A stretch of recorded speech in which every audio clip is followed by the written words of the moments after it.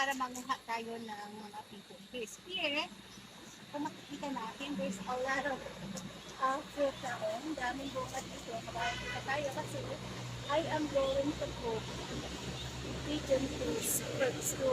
This is very delicious recipe natin. So, mag-harvest na tayo. So, there's a lot of bunga.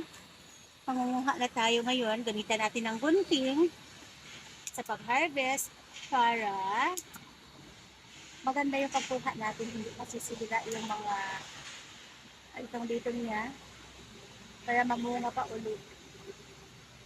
Ito, nangarami. So, dahan-dahan tayo sa pag-harvest. So, relax lang tayo guys. Enjoy lang natin yung moment. Actually, this is the first time na makaharvest ako dito. I am very happy. So, masarap talaga ito guys sa KBL or sa ibang pang na mga recipe. So, ito siya guys, matagal ko na itong tinanim. Siguro mga almost a year bago nagbunga. So, matagal-tagal din ang waiting period dito. So, ang daming bunga. Pag marami kasing bunga, nagda-down na siya.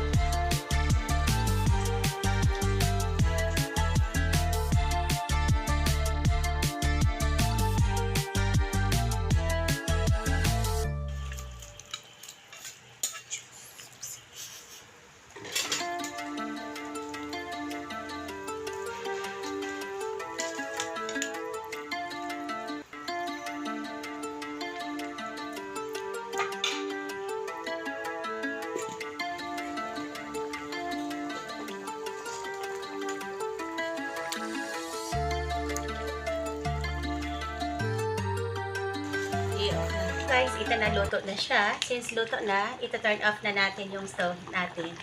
So, ngayon, magpi-plating na tayo nito.